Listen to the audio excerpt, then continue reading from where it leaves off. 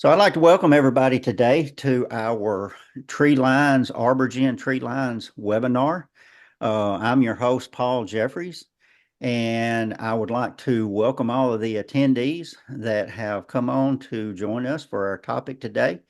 And today we're excited to share about how we at ArborGen are evolving to help you grow smarter as landowners, foresters, and tree planters. I'd like to introduce my colleagues that have come on today to help us with this. We have Dr. Patrick Cumby, who I like to call the VP of PD. He is our Vice President of Product Development. We have Dr. Colin Jackson, who is our Manager of Pine Development. Have Jason Watson, who is our Director of Sales, and Austin Heine, who is our Reforestation Advisor in North Carolina and Virginia. Today, we're going to have a short presentation for you all to view, and then following that up with some questions and answers. If you at the end of it, you can type your questions in the Q&A link or the Q&A tab there at the bottom of the screen. Just type that in, and we'll do our best to answer your questions. But this isn't just a name change. We just want to put that out there. This isn't just a name change. This is a step forward in helping you make your decisions, or helping the decision process of picking the seedlings that you are going to reforest your property with, helping make that decision simpler, clearer, and it's going to be more data driven. Our mission statement at ArborGen is our mission is to produce superior performing trees for the forestry industry through innovation, strategic partnerships, and dedication to our clients' success. And we take that very seriously. Our goal here is to help landowners, nurseries, consultants, and tree planters easily compare our products and understand what is going to deliver the most value for their specific site. And all sites are different. I mean, guys, the Southeast is large and there's a lot of different areas.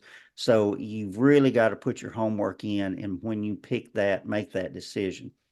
So with that being said, I am now going to hand it off to my colleague, Dr. Patrick Cumby, and we're going to get into this discussion. And just sit back, save your questions to the end, and we'll be glad to get to those. But Dr. Cumby, you want to tell us exactly why we're doing this? Sure, Paul. It's good to be here today with everybody, and excited to talk about our new product lineup. And just to get started, we'll talk about why we're doing this now. And there's several things that kind of came together to end up with the timing of why we're changing our product lineup. And part of it is listening to our customers and just the feedback we've had from people over the last few years to help clarify and make it easier to select the right products for your objectives. We're working on making it easier and easier for you guys to understand what the choices are, so that you can match the material for your specific targets for the property. And really, it comes down to the data behind the products that we have, and to make sure that everybody understands what the performance level is for the new categories. This really comes down to we've got 5 new products: OP Pro, then we have MCP Pro, and Pro Plus. We used to have as many as 7 or 8 categories. We've now got 5, and this is all targeted and geared towards making it easier to understand what the options are. Yeah, I was going to say I'll jump in there. Just grounding phone calls from customers and clients. Not to bash the last system, but one of the comments I heard a lot was, which one's better, OP Elite or Advanced or Select? Because they all sound good. So we were trying to come up with a naming system that, you could just look at and know, which one's better. Just because I think the last one is kind of hard to tell. They were all good, but we're trying to make it simpler to understand. I Not to can, mention there's Austin, just to build on that really briefly, there's also, terms out in the marketplace, second generation, third gen, so it can be confusing. So this is all about creating more clarity and transparency.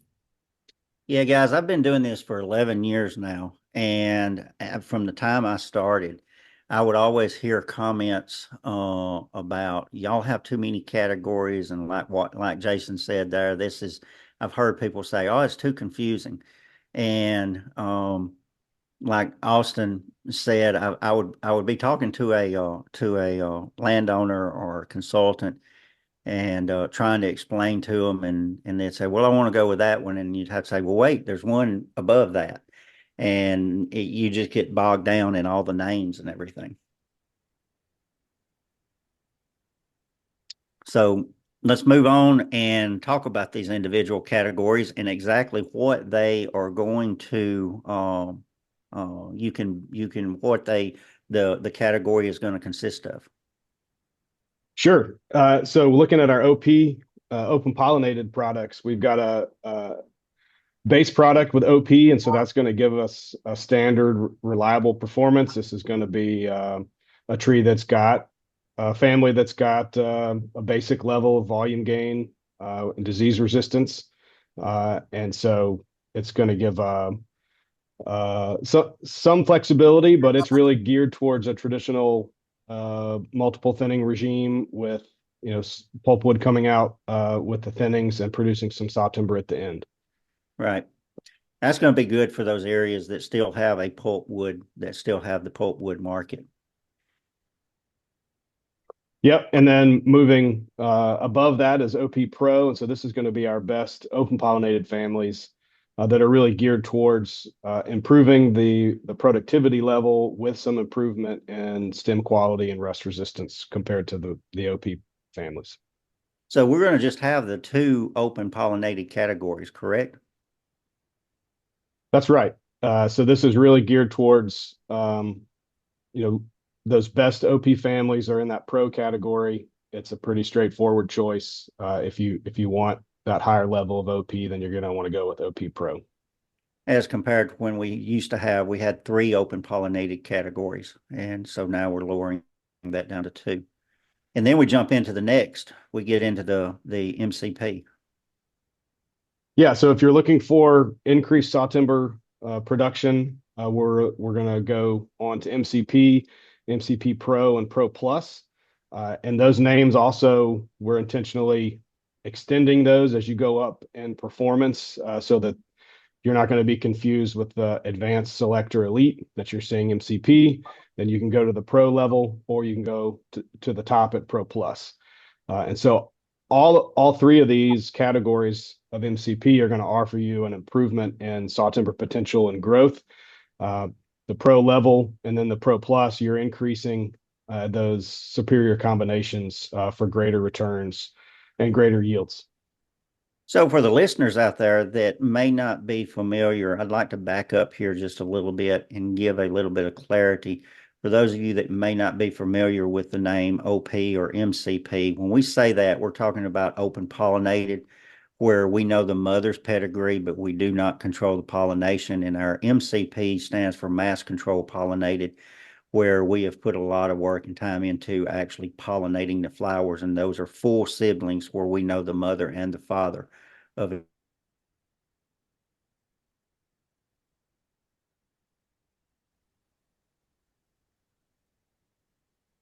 Paul may have frozen there, but that's a good add, yeah, for clarification. Uh-oh. Okay. Okay, there we go. Yeah, so he's got the AG scoring system up. Before we go into the scoring system, I just kind of wanted to share, when we started this process, it's probably over a year ago now, we put a team together, and I will not forget Mike Arnett, the Blenheim nursery manager, spoke up and he was like, man, we need something simpler. We need to simplify this. You know, I personally enjoy going through the performance sheets and all the scores and explaining that, but it can be a lot. So what we did was just like the naming system where we were trying to simplify it. We came up with this AG score, trying to simplify the process too. So basically, the behind this new naming system is this AG score. Um, this is an index score. Colin and Patrick will probably go into a little bit more detail about it. But basically, just think of this score as one number that is geared towards saw timber. So, a higher score is better.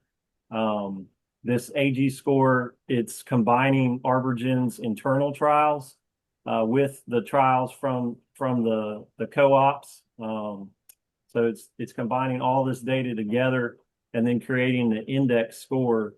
It's going to be a combination of traits, growth, volume production, rust resistance, stem form, survival.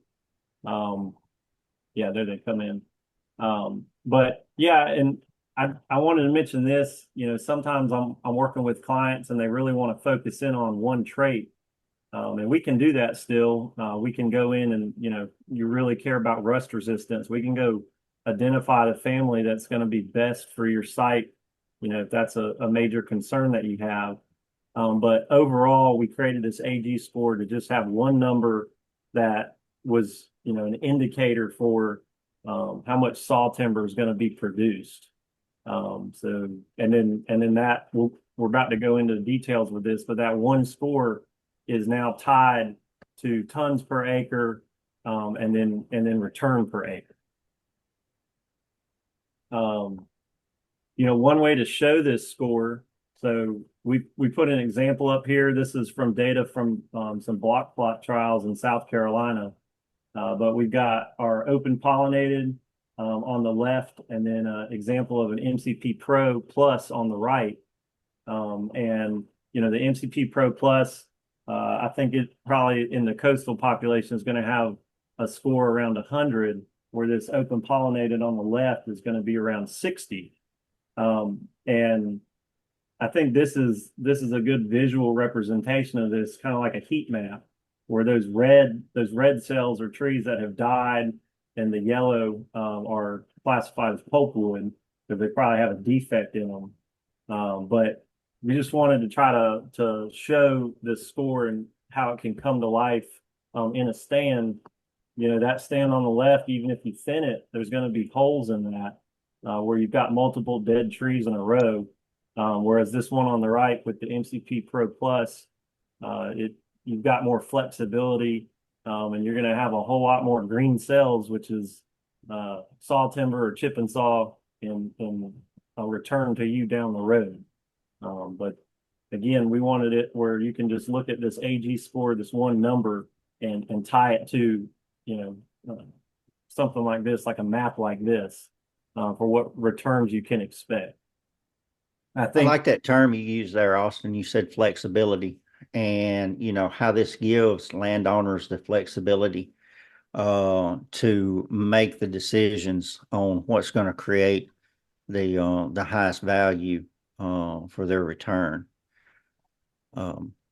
Yeah, well, I was going to talk about this down the road, but with flexibility, one of the clients that I work with plants a lot of acres in Virginia. They just, last week they converted over about 300,000 open pollinated seedlings to MCPs. And that's what they said. I asked them why, what's the reason behind this? And he said, I think they want more flexibility in their stands and how they manage it down the road. Right. Which I thought that was, speaking volumes. It does. It does. Sure. It's people are realizing that they've got to look for, I use the phrase a lot of times that, the trees that you're planting today are not going to be harvested in this market. You got to look ahead and plant for future markets. And the only way to do that, because we don't have a crystal ball, is to plant what's going to produce the highest value product, because you can go backwards, but you can't go forwards. So Yeah, with that, I'm going to turn this over to Colin now and let him talk about the regional testing and performance. yeah. So all of this that we've been talking about, and Austin did a really great job of explaining kind of what the AG score is and the rationale behind it. But there's that, and then I guess I want to talk about the data that has gone into actually putting that number together. So we do regional testing across the entire Southeast. So we have testing programs from the coastal region, Piedmont, Arkansas, and then the northern, as well as Texas and Louisiana. So we do breeding and we do testing individually in each one of these provenances.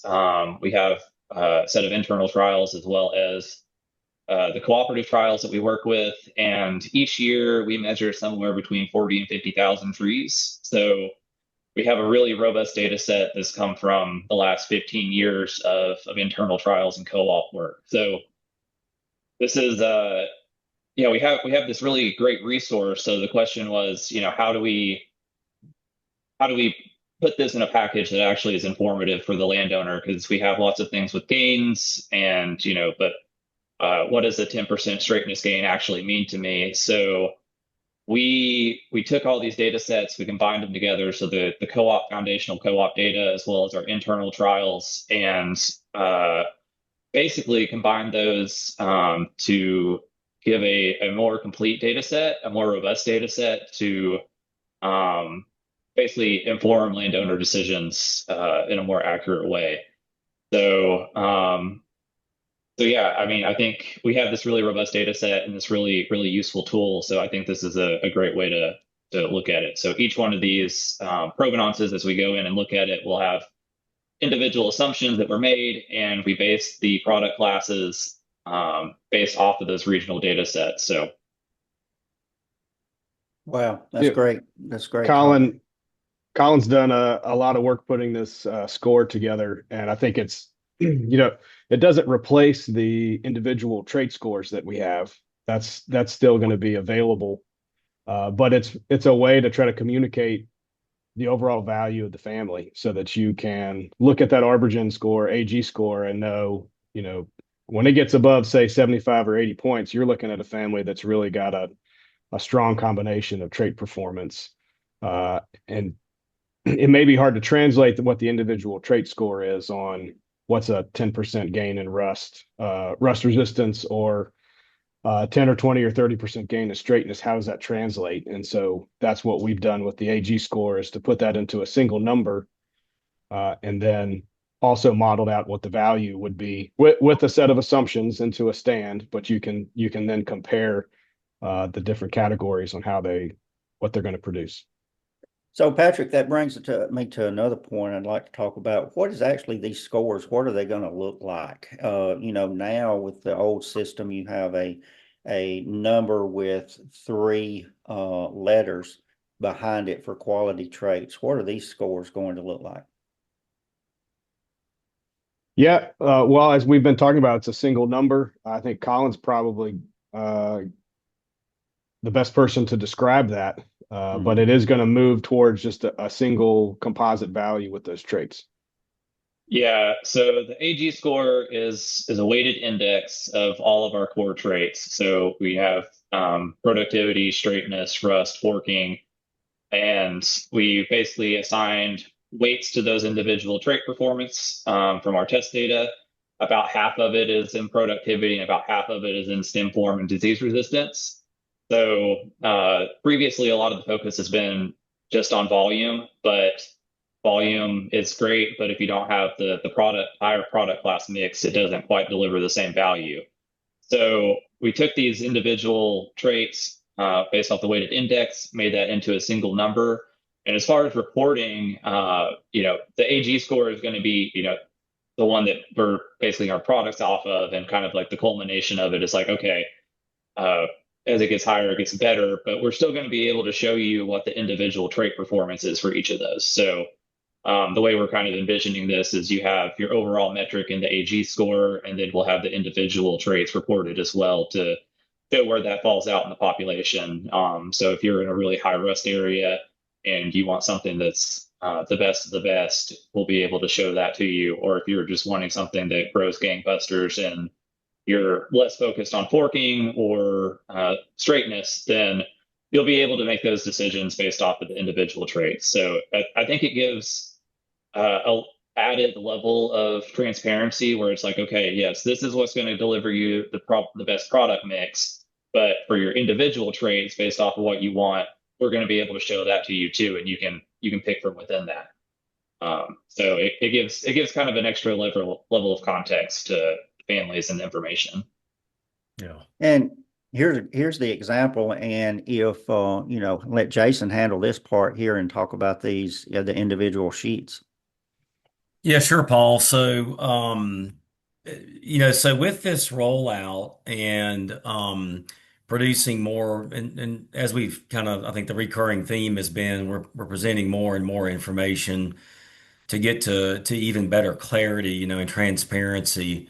And we'll be producing these product sheets to give you an idea by provenance. So when we say, of course, provenance, we mean like a coastal or a Piedmont. Here you see kind of in prominence right now the Arkansas information, but certainly we have northern coastal and Texas as well.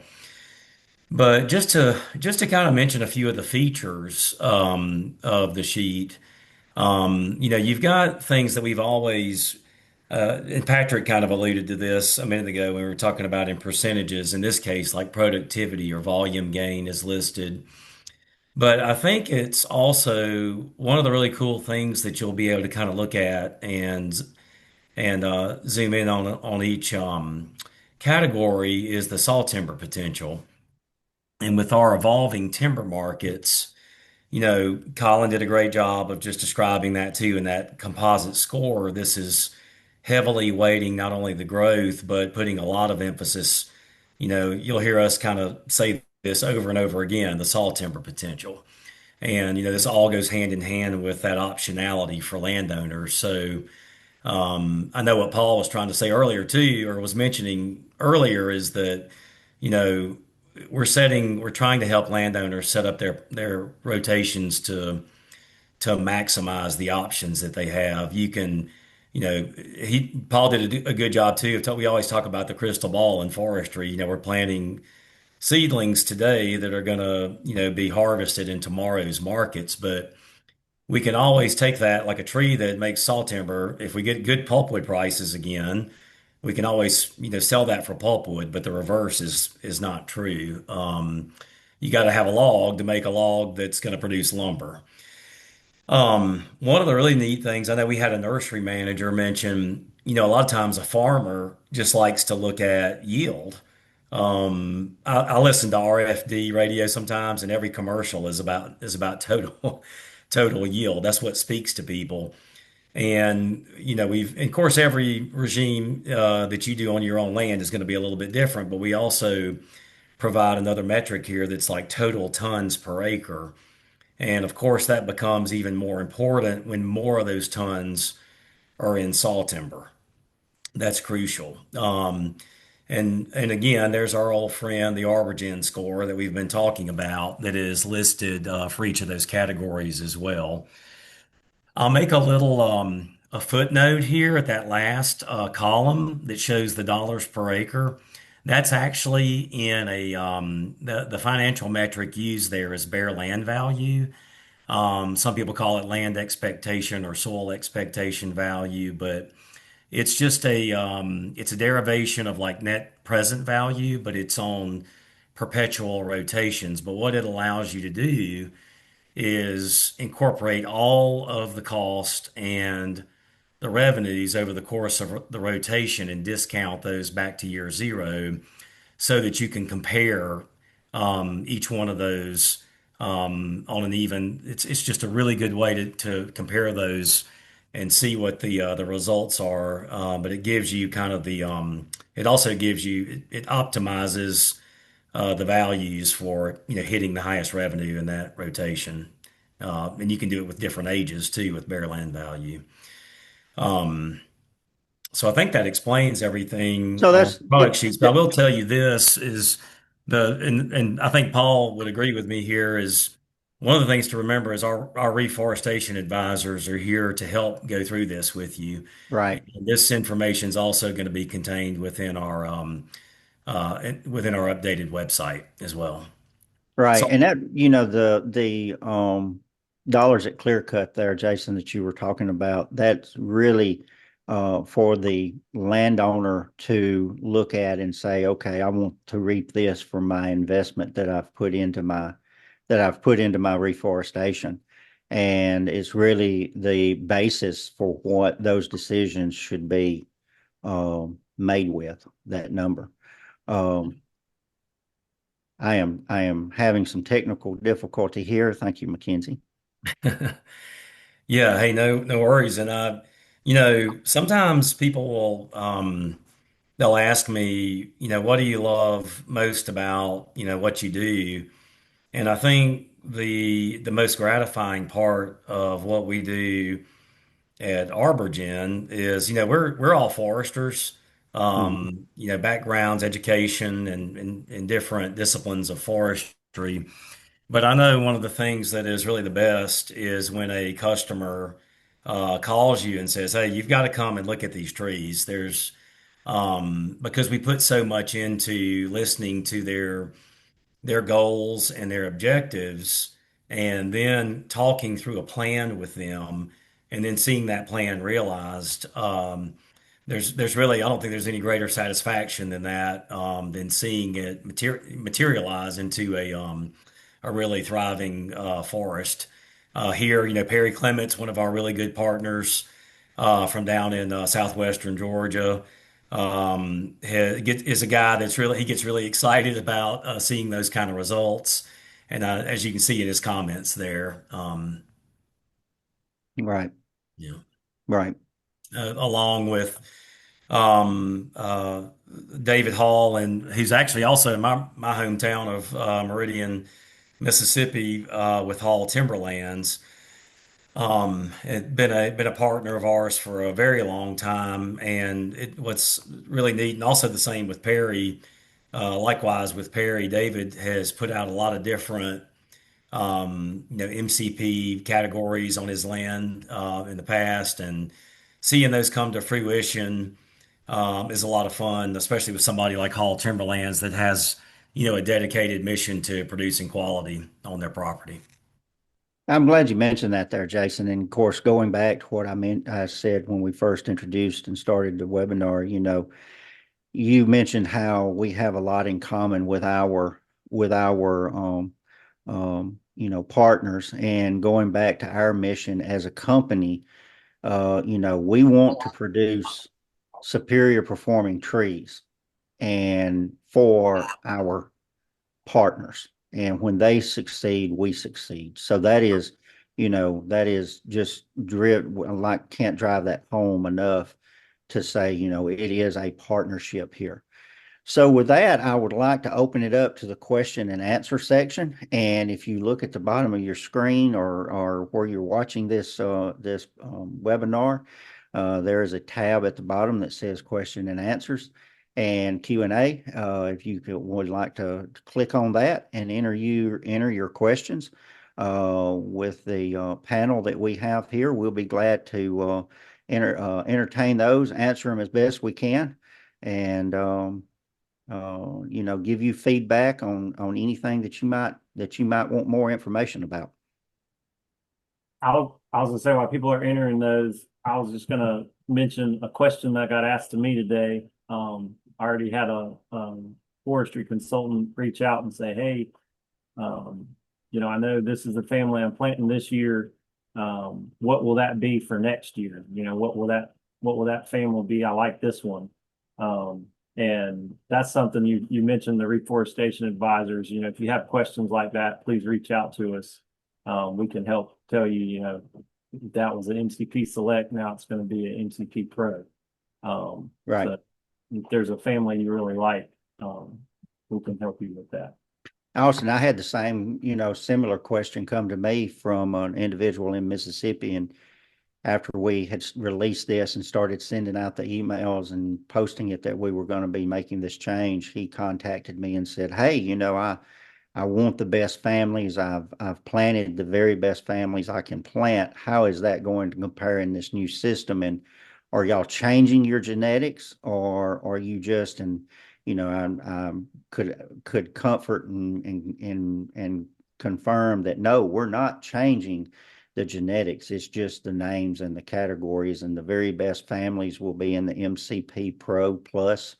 And that if you want the best families, they're there. It's just the category and the way the score is looking. Hey guys, I have a question for you guys. I'm gonna throw this one at Jason. So how does this change actually benefit me as a landowner or forester? Yeah, so I think that one of the things that we've been talking about is just having more. I think Patrick said it really well earlier, and I think that's the best example maybe to kind of harken back to is, what does 10% rust resistance really mean? Or, what if I have a forking score that's this? And instead, what this does is, and again, he said it really well, it's in a composite, one score. And I think what that helps people to kind of begin to quantify is, as we pointed out too, the higher the score, you're getting a better combination of those value traits and the growth. And I think the reason that is especially important now is because our timber markets are evolving. We know from a lot of surveys, a lot of literature, a lot of just articles that are being written, and even just conversations that stocking levels are being adjusted downward some. I don't think people are trying to go to the extremes yet, but they are tweaking those stocking levels down just a little bit. And when we do that, we want to be really confident in, um, not only our volume, but our saw timber traits. So that, and don't mean to say this word too often, but I think it probably bears repeating several times, is creating that optionality so that the trees that we put in the ground can be, if we're creating more solid wood products, more saw timber, then we create all those many different options in the future. And so I think I think it has a lot of implications, but those are some of the biggest ones that come to mind, Mackenzie. Thanks, Jason. Questions are rolling in, guys. Maybe this one's Colin or Patrick. When you show a volume gain, is that against unimproved or is that against Gen 2 improved? So I believe what we did for the product sheets is we used an improved check lot for those. So on the product sheet, we use the improved check lot from the NC State Cooperative for that, for the Eastern material, and then for the Western, it was for we used the unimproved orchard mix baseline from the co-ops. So kind of depends upon the region. So it's the improved check lot for both of those. What we're going to end up being able to do with this too is for our individual score sheets, we will be able to put those against the unimproved check lot like we have previously. So we'll still be able to report those against the different check lots. But for what we've shown today, it was against the improved. Perfect. Jason or maybe Paul can answer this. When or can we get copies of these sheets emailed to us? You guys So want I me to will, answer it? no, I will jump on that one. Yes. Yes, think that's a yes. that would not be an issue to be able to do that at all. It'd probably be set No, up in like a PDF, so. Yeah, in PDF, and we can email those to you now. And it is also all live on our website. All this information today that you've seen is on our website as well. Somebody's asking what category would the MCP BR Select fall into? I can take a stab at that. So the MCP Select, so part of this, another part of the reason why we decided to kind of go into this rebrand is the co-op scores are also changing with the updated analysis. So it seemed like a really good time to be able to combine the most recent co-op data that they have along with our repository. So there is going to be some shifting up and down between product classes based off of the new data that we have. So some MCP select might go up to that Pro Plus category. Some might fall into that base MCP. But in general, you're probably going to be looking at the MCP Pro for the select. So there'll be a little bit of changing up and down just because of the nature of the data and that changing. But the MCP select will probably be in that Pro category. I'll add on to that just briefly because not to say Paul was wrong, but there is a difference coming because the new rankings and analysis create some new crosses that we're going to be producing in the next few years, and so that's may not be available this season, but there are some new combinations that we're working on. So there will be new material, and you might see us phase out or retire a cross that we've made for several years because there's a better option that we've been working to develop in that category. So there will be some changes coming in that way. This one's probably another one for Colin or Patrick. Will the new AG score sheets have a map showing the risk of cold damage or other form of information for adaptability considerations? Yeah, we'll still have the same min-temp guidelines on all of our score sheets to where you guys can make those informed decisions from that. So basically the information that you're getting from our current score sheets and others, like we'll make that sure that mirrors where you get all the information you need. All right, guys, those questions are still coming in. The next one is, are all MCP families planted on a given acre genetically identical? What happens with natural regeneration? I'll take that. So an MCP family comes from the same two parents in the orchard, but the individual seedlings are not genetically identical to each other the way a clone would be, or nearly identical and maybe an inbred crop species. There's still going to be some genetic variation in the family, but you've got an improved average of that genetic family compared to the check lot or other options. And so there's still going to be some variation on site, but it's going to be on average better than other options. I'd like to add an analogy or another way to look at that, Patrick, would be, if you have a full brother or sister and you don't look exactly alike, even though you have the same mother and father, there's some variations there, but there is a lot of similarities. Yeah, and I guess I didn't answer the natural regen part. Natural regeneration's not coming from the MCP family, but you're going to have that challenge on a site if you've got a pine stand that's, another plantation or stand that's adjacent to your property. So doing good site prep to control those volunteers is going to be an important aspect to make sure you get the genetic gain in your selected family that you're planting. And I think part of that may have been, but I don't want to be misreading it, Patrick, but part of that may have been too. I mean, it's not like you could create a seed tree or shelter wood and it maintain the same level of genetic gain from the overstory. So. Right. Well, yeah. If you were to do a shelter wood or a seed tree cut on an MCP stand, now you have a bunch of brothers and sisters in that stand together. So you may not, it may not produce what you think it would. Thanks, guys. Next question, how many different family options are offered in each category, mainly the 3 MCP types? I can take a stab at that. The answer is it kind of varies a little bit depending upon the provenance. I would say in general, it's pretty similar to what we have now. It's going to be anywhere from, I'm thinking inventory versus what we actually sow. So you might have up to 5 or 6 different options per category. it's going to remain pretty similar to what we have currently as far as options, total number of options. Thanks, Colin. This another one might be for Patrick or Colin. What does your data collection for genetics look like? Are you testing these families on a variety of controlled sites or getting your data from landowners that use your trees? Okay, I'll take this one too, unless you want it, Patrick. Nope. Okay. That's yours.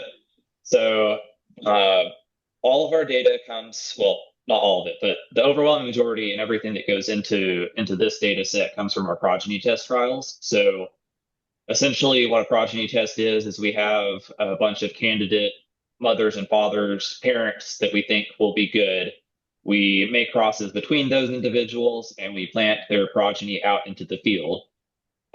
We'll measure those trials at age 4 and 6 or 3 and 6, just kind of depending upon the region and what they look like. And we'll take the standard growth measurements of height, diameter, straightness, forking, rust incidence, and we'll then run that into a model. So all of this is done with a set statistical design. So we have the same individuals or the same families planted across multiple replications on a single site, and then we have different number of sites in the series. So we might have, the idea is to test those individual families across a number of different sites and have multiple observations per site. So it's less of going out and taking growth plot measurements or something like that you would with the timber crews, but an individual like scientific statistical design that's really controlled. And then as far as like the maintenance and stuff like that, we do manage those tests intensively to try to eliminate any sort of environmental variation that might exist. So we do like full herbaceous weed control. We do mowing, and basically we try to eliminate any sort of environmental impacts that might happen to where we get the best estimate of the true genetic performance in the analysis. Thanks, Colin. Next question. Do the weights put on each trait to determine the AG score change for each region? For example, less weight on rust in the northern region than the coastal. Yeah, so depending upon the region, the weights do change a little bit. So part of it is depending upon the quality of data that we have for each individual trait. So like let's say Texas, for example, is historically a pretty low rust hazard area. So combining the co-op data with our trials, the incidence is so low that we don't necessarily get a great estimate of rust resistance just because the data set doesn't have the data to support it. So the index on that is, the weight on that is lower than what it would be in, say, the coastal region where we have this really robust data set. So it does change slightly depending upon the provenance, but that's based off of the quality of data that we have in hand to make those decisions. Thanks, Colin. One more question. This might be for one of our RAs here. I usually plant some 600 or 6 by 12 spacing seedlings per acre. With the pulp mill shutting down, how many trees per acre spacing do you suggest with maybe no thinning planned? I usually plant the best ArborGen seedlings. So yeah, I will take that one, Mackenzie. We're seeing with the depressed pulp markets in certain areas, we're seeing landowners plant fewer trees per acre. And when they're doing that, we're seeing them go down to 545, 8 by 10, or an 8 by 12, 454, with the goal of that first thinning. Instead of having 2 thinnings and a final harvest, they're just going to have 1 thin and a final harvest. But the goal is in that first thin, they're going to remove more chip and saw at that removal instead of all pulpwood if you had planted 605 to 622 trees to the acre. The markets are just, the pulp markets that are in certain areas have gotten to the point where we are going to have to change our management plans and our management schemes. If you do this, when you do this, if you go lower, I'm glad the person that asked the question there stated that they plant the best genetics that they can. Please, if you're going to lower your planting density, please go with a higher genetic because the traits in the MCP, the traits that are selected for in the MCP are for the smaller limbs, for the tighter crowns, that you're going to want those genetic traits when you get the fewer trees per acre so that they can grow. Also with that, there's multiple objectives. Landowners now today are where they were only managing for timber revenue. Landowners today have multiple objectives, and a lot of that is in wildlife management as well. And with fewer trees per acre, you're opening that stand up. You're going to get more sunlight to the understory where you're going to create better habitat for your wildlife communities, have a healthier ecosystem. You're going to have a healthier forest there for that, and less stress on trees limits the amount of infestation you can get from southern pine beetle. But we could have another whole webinar on that. And with today, I would like to thank everybody for jumping on and coming in and participating today. This has been great. I'm sure there's going to be other questions out there, the ones that submitted questions for us and we didn't get around to answering them. Please reach out to your reforestation advisor if you have a question. Reach to them. You can find our information on our website, arborgen.com. And I just want to leave everybody with, the new product categories are going to make the choosing your seedlings easier. That's the whole point. The ArborGen scoring system is going to bring a greater clarity and confidence to the landowner, the forester, or the tree planter that is making that decision. You're going to have confidence in knowing what you're getting when you make that decision. And as always, we are doing this so our customers can be successful with their reforestation investments. I'd like to thank my colleagues that participated here and for their involvement today. Thank you thank you to the attendees for joining us again. Again, if you want follow-up information, we're going to have those updated product sheets available for you. We can email them to you and later on get you a hard copy. It's going to have the ArborGen scoring guide on it. Our contact list is available. And just remember, when you grow with ArborGen, you're growing with a partner invested in your success. And that's not just your success today, but it's your success tomorrow and for future generations to come, for that legacy that you want to leave for the subsequent generations that you may be handing your timberland down to. With that, I'm your host, Paul Jeffries. It has been great. It's been really enjoyable. And thank you all again for attending. Have a nice day.